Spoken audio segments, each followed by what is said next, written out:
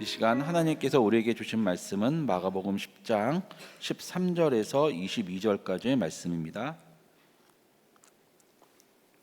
마가복음 10장 13절에서 22절까지의 말씀 다 같이 교독하시겠습니다.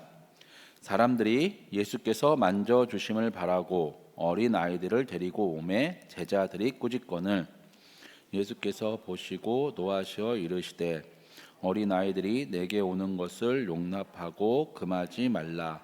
하나님의 나라가 이런 자의 것이니라. 내가 진실로 너희에게 이르노니 누구든지 하나님의 나라를 어린아이와 같이 받들지 않는 자는 결단코 그것에 들어가지 못하리라 하시고 그 어린아이들을 안고 그들 위에 안수하시고 축복하시니라. 예수께서 길에 나가실새 한 사람이 달려와서 꿇어 앉아 묻자오되 선한 선생님이여 내가 무엇을 하여야 영생을 얻으리이까. 예수께서 이르시되 내가 어찌하여 나를 선하다 일컫느냐. 하나님 한 분 외에는 선한 이가 없느니라. 내가 계명을 안 하니 살인하지 말라, 간음하지 말라, 도둑질하지 말라, 거짓 증언하지 말라, 속여 빼앗지 말라, 내 부모를 공경하라 하였느니라. 그가 여짜오되 선생님이여 이것은 내가 어려서부터 다 지켰나이다.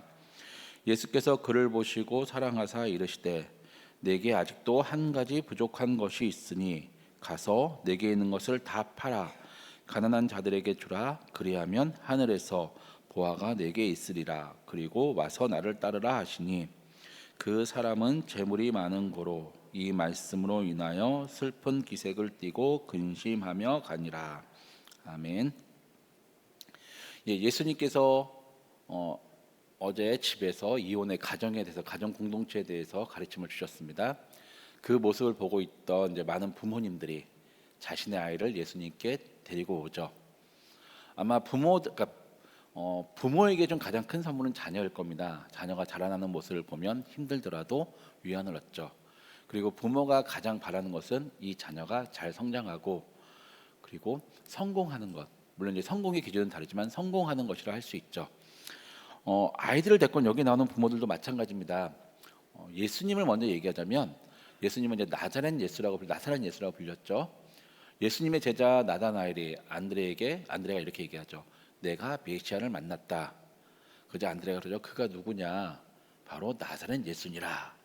그러자 나다나엘이 이런 말을 합니다. 도대체 무슨 얘기를 하는 거냐? 저 나사렛에서 무슨 선한 것이 나올 수 있느냐? 이렇게 얘기를 합니다. 이게 왜 그런가 하면 구약 성경을 읽어보면 여러 선지자가 나오는데 성경에 아모스서를 쓴 아모스를 제외한 모든 선지자는 다 제사장 집안에서 태어났습니다. 즉 신학적인 배경 그리고 영적인 배경이 있는 상황에서 선지자가 되었던 것이지 그 외에는 선지자가 없었습니다. 그래서 아모스에서 보면 나는 원래 양치는 자다. 니네가 뭔가 학술적으로 아니면 고차원적인 더 고상한 예언을 원하면 선지자들에게 가라 이런 식의 내용을 말을 합니다. 그 정도로 선지자는 대부분 제사장 집안에서 태어났죠. 그런데 나사렛 예수라고 하는 말은 근데 예수님은 그 나사렛에서 자라났고 나사렛 예수라고 불렸죠. 이 나사렛이라는 동네를 지금 우리식으로 얘기하면 촌구석이라 할 수 있습니다. 깡촌 중에 깡촌이고 시골 중에 시골이죠. 지금으로 비교하면 초등학교 분교가 겨우 있는데 그 졸업생도 겨우겨우 가정을 6년 동안 겨우겨우 이어나갈 수 있는 그런 시골 완전 깡촌이었습니다. 생각해 보십시오. 많은 부모들이 자기 자녀가 랍비가 되기 위해서 율법적으로 좀 더 배우고 바리새인이 되고 랍비가 되기 위해서 어떻게 하냐면 예루살렘으로 유학을 보냈습니다. 근데 예수님은 나사렛이라는 동네에서 자라났습니다. 그렇다면 사람들은 무슨 생각을 할까요? 저 나사렛 저 예수 저거 배워봤자 얼마큼 배웠겠냐. 초등학교도 겨우 졸업한 놈이 뭘 우리 여기 봐봐 이 대학교 나오고 신학교 엄청 좋은 데 나와서 있는 사람들이 많은데 뭐 그러겠냐라고 배운 사람들은 생각을 하겠죠.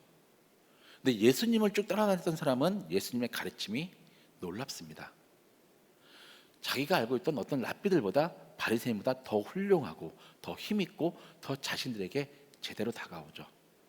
그것만 있으면은 괜찮은데 예수님한테 가면 모든 병이 다 낫습니다. 자신들도 보고 경험을 했죠. 거기다가 5천 명, 4천 명도 먹을 게 없는데 먹였습니다. 그러니 부모들은 무슨 마음을 품었을까요? 나사렛 예수, 우리 아이도 이렇게 예수라는 사람한테 가서 안수기도 받으면, 손을 얹고 어떻게 잘만 관계에 맺으면 우리 아이도 저렇게 성공할 수 있을 거야. 예루살렘에 가지 않아도, 그곳에 가지 않아도 잘 배우고 잘 자라고 성공할 수 있을 거야 라는 욕심이 있어서 아이들을 데리고 왔죠.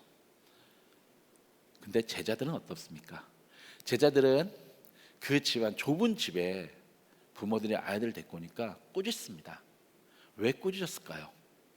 집이 복잡해서요? 좁으니까 사고가 나고 누가 다칠까 봐요? 전혀 아닙니다. 이 제자들은 자신들의 욕망을 가지고 예수님을 따랐습니다. 예를 들면 가룟 유다는 열심당원이라고 합니다. 열심당원이 어떤 단체를 설명해 보니까, 우리가 일제시대 때 독립운동 단체 있죠. 나라의 독립을 위해서 어떻게든 투쟁을 해서 일제로부터 우리나라의 주권을 되찾아야 된다. 이 당시에 지금 이스라엘 지역은 로마의 지배를 받았습니다.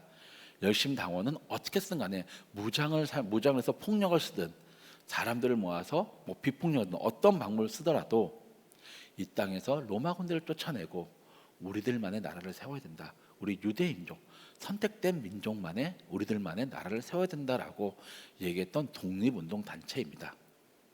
가룟 유다는 이 독립운동 단체 열심당원으로 예수님을 쫓았습니다. 왜 그럴까요? 그가 보니까 예수님이 엄청나게 많은 사람들을 몰고 다닙니다. 거기에는요, 사회적으로 명망 있는 사람도 있고요, 돈이 많은 사람도 있습니다. 뿐만 아니라 돈은 없지만, 사회적 지위도 없지만 밑에서 그들을 지지해주고 받쳐줄 수 있는 백성들도 있었습니다. 숫자도 많았죠. 가룟 유다는 이렇게 생각했을 것입니다. 저들만 이제 우리 선생님이 나가서 저들을 잘 조직하면 저 로마를 대항하는 독립군이 될 수 있을 거야. 이런 생각을 가지고 예수님을 쫓았습니다.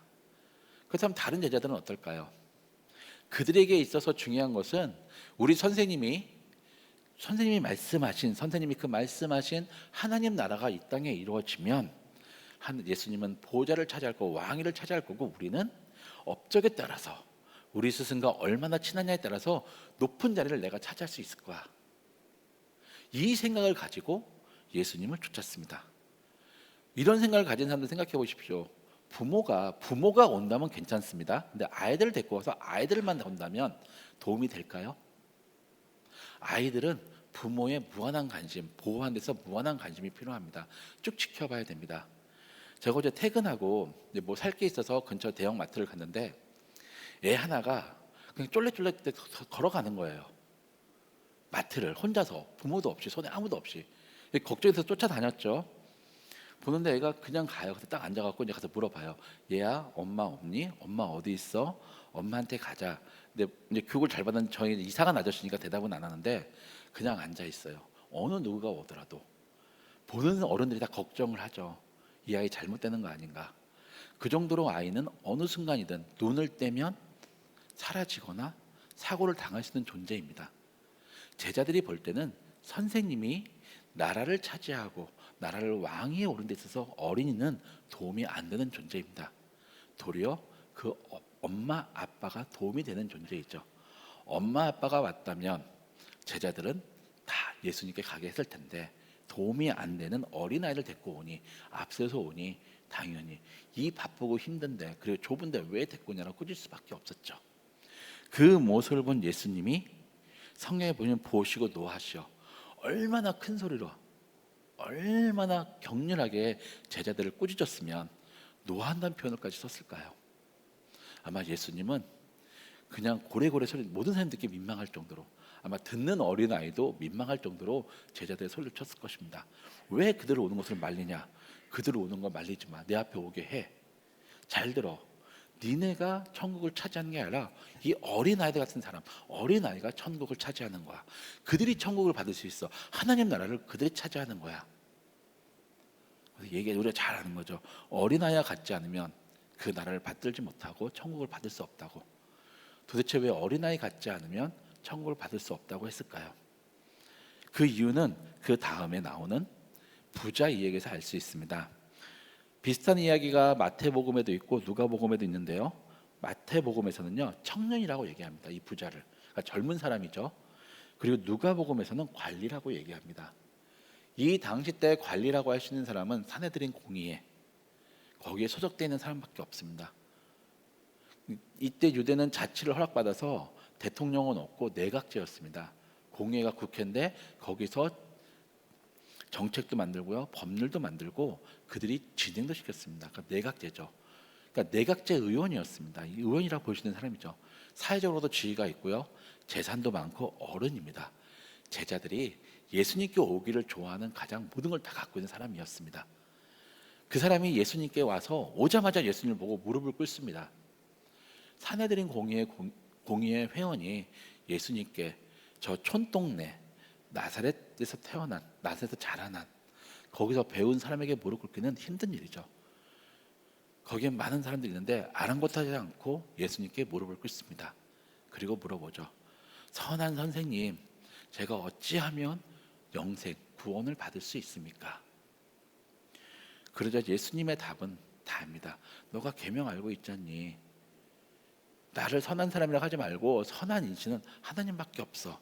그 하나님이 주신 것, 그 계명을 지켜라. 계명은 무엇입니까? 살인하지 말라, 간음하지 말라, 도둑질하지 말라, 거짓 증언하지 말라, 속여 빼앗지 말라, 내 부모를 공경하라. 10계명의 5계명부터 10계명까지 후반부 이야기입니다. 너무 잘 아는 것, 그것을 하나님 주신 그것을 너가 지키면 된다. 그저 그 사람은 어쩌면 의기양양하게 말할 수도 있어요. 뭐냐면 저는 어렸을 때부터 다 지켰습니다. 당연하죠. 공의회 회원은 바리새인과 같을 정도의 열심이 있어야 되는 사람이고, 단지 부자고 젊고 열심히 있다고 되는 게 아니라 연줄도 있어야 됩니다. 그런 사람이니 10계명은, 예수님은 5계명부터 얘기했는데 아마 그는 1계명부터 4계명도 철저하게 지켰던 사람입니다. 그러니 의기양양하게 얘기했죠. 제가 그건 어렸을 때부터 다 지켰습니다. 그런데도 한 구석에서는 뭔가 두려움이 있습니다. 사실 바리새인이나 제사장들도 세례 요한이 회개하라 천국이 가까웠느니라 라고 전파했을 때 와서 세례를 받으려고 했습니다. 다만 그들은 회개하고 세례 받는 것이 아니라 나는 율법을 잘 지키기에 회개할 것 없다. 그러나 저걸 받아두면, 세례를 받으면 나중에 도움이 될 거야 라고 하는, 그게 회개하고 세례 받는 것이 목적이 아니라 부차적인 목적으로, 부차적인 도구, 하나의 도구가 될까봐, 지름길이 될까봐 세례를 받으려고 했던 자들이었죠. 아마 어쩌면 이 부자가 예수님께 와서 어떻게 해야 영생을 얻습니까? 물어보는 것도, 나는 다 지키고 있는데 그래도 마음속에 뭔가 찝찝합니다. 그러니 뭔가 지름길이, 아니면은 통과할 수 있는 패스만 있으면 좋겠습니다라는 생각으로 와서 다시 한번 물어봤던, 그럴 수도 있습니다. 예수님은 그래도 어떤 마음이었던 간에 다 지킵니다. 근데 내가 또 뭘 더 해야 영생을 받을 수 있습니까? 라고 하는 것이 사랑스러워서 그에게 얘기하죠. 그래, 너가 그걸 다 지켰는데 한 가지가 부족해. 바로 네가 가지고 있는 재물을 다 팔아. 다 팔아서 내 주위에 있는 가난한 자들, 너의 도움이 필요한 사람들, 하나님이 관심을 주고 있는 고아와 가부, 나그네들에게 내 재산을 다 주고, 이 세상에 있는 재물을 다 주고 저 하늘의 보물을 쌓고 나를 쫓아, 나를 따르라. 와서 나한테 배우고 내가 가르친 대로 살아라. 그냥 이 사람이 한 가지 걸림돌이 생기죠. 걱정이죠. 그 많은 재산, 그 많은 재물을 다 팔아야 된다고, 다 줘야 된다고. 내가 이것 때문에 지금, 그래도 내가 이것 때문에 계명을 지킬 수 있었고, 이 재산 때문에 예수님을 따를 수 아니 하나님을 믿을 수 있었고, 내가 이 계명 때문에 공의의 회원이 되고 사람들 인맥인데 이걸 다 팔라고, 나의 모든 걸 다 버리라고. 결국 그는 포기하지 못하고 근심하며 돌아갑니다. 근데 생각해 보십시오. 어린아이한테 만약 이런 말을 했다면 어떻게 할까요? 그들은요. 제가 여기 오기 전 교회 사역하던 곳은 유치부를 담당했습니다. 처음 남자 유치부 사역자였는데 어르신들이 걱정을 했는데 나중에는 아주 좋아하시더라고요. 근데 이 아이들 특징이 하나 있는데, 달란트 시장을 하는데요. 저희가 막 선생님들이 얘기를 하잖아요. 좋은 장난감이 있으면 이제 꼬맹이 어린애들도 동생도 사게 하니까 형들도 사고 싶은 것이 있어야 되니까 달란트 돈을 비싸게 매깁니다. 그럼 안 사겠지. 근데 3살, 4살 어린이들은요 와서 비싸든 간에 싸든 간에 상관없습니다. 내가 달란트를 얼마 갖고 있느냐 신경 안 씁니다. 좋으면 삽니다. 자기가 1개 살 수 있든 2개 살 수 있든 그게 좋으면 삽니다. 무엇입니까? 좋은 것이 있다면 지금 자기가 가지고 있는 것을 쓰레기처럼 그냥 버리는 것처럼 아무 상관 안 쓰고 버리고 그걸 산다는 것입니다.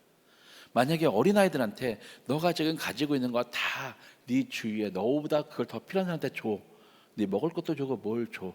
그리고 나한테 날 따르면 하늘에서 하나님이 큰 선물을 줄 거야. 그러면 예수님께 데려왔던 왔던 아이들은 다 그대로 한다는 것입니다. 거기에 걱정 안 하죠. 더 큰 거, 더 좋은 걸 준다는데 뭐 걱정할 게 있습니까? 다 포기하고 그것을 선택합니다.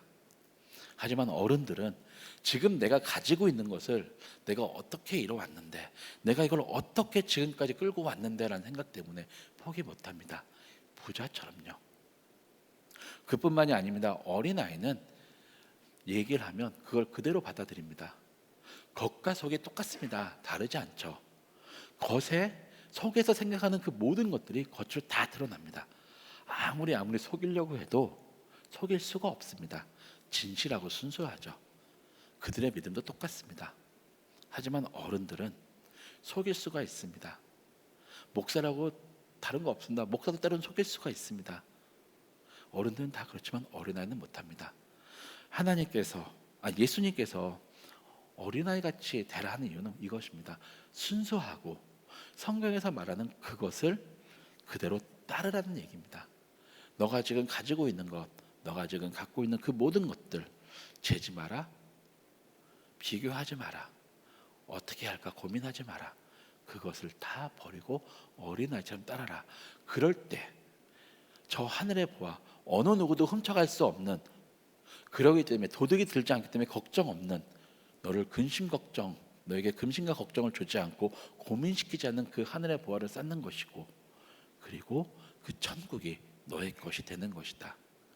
예수님은 제자들에게 이걸 보여주고 싶었고, 또 지금 마가복음을 읽는 우리들에게 이 사실을 알려주고 싶어서 이렇게 어린아이처럼 되라 얘기하시면서 부자를 만났고, 부자에게 어른들은 할 수 없는 그런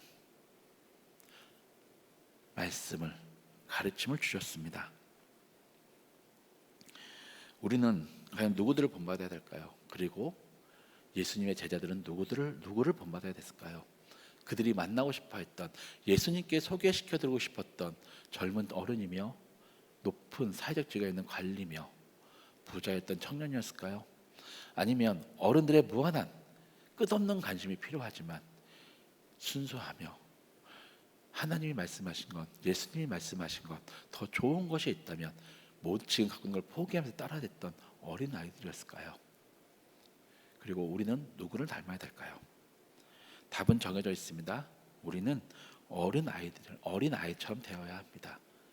성경에서 얘기할 때 그것이 때론 나에게 손해가 될 것 같고, 때론 그것이 나에게 있어서 뭔가 불합리한 것 같고 나만 뒤처진 것 같더라도 더 큰 것, 정말 우리 생애 끝에서 만날 수 있는 더 큰 것이 있다면, 그리고 더 큰 것을 주신다고 하셨다면 지금의 것을 다 포기하고 그것을 바라보며 나가는 우리들이 되어야 합니다.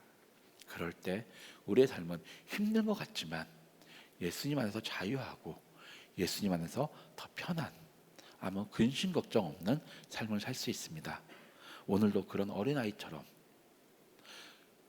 더 큰 상급을 바라보며 오늘 하루를 근심 걱정 없이 예수님 안에서 자유롭게 살아갈 수 있는 여러분들이 되시기를 기도하고 축원합니다. 기도하시겠습니다. 하나님 아버지, 정말 감사합니다. 제자들은 청년이며 관리며 부자인 사람을 예수님께서 만나길 원하셨지만 예수님은 그런 사람보다 정말 저 하늘의 보화를 바라보며 하늘의 상급을 바라보며 지금 가진 것을 모두 포기할 수 있는 어린아이처럼 되어야 너희들이 영생을 얻고 너희가 하나님을 만날 수 있더라고 말씀하며 가르쳐 주셨습니다. 우리 모두들, 우리 공군중앙교회 성도들, 또 여기 모인 우리 모두가 정말 어린아이처럼 지금의 가진 것을 미련을 갖고 그것만 바라보는 것이 아니라 정말 하나님께서 준비하신 더 큰 상급을 바라보며 지금 가진 것, 만약에 하나님이 예수님 말씀하시면 언제든지 포기하고 예수님을 따를 수 있는 그런 믿음과 용기와 결단을 주시옵소서. 예수님의 이름으로 기도드렸습니다. 아멘.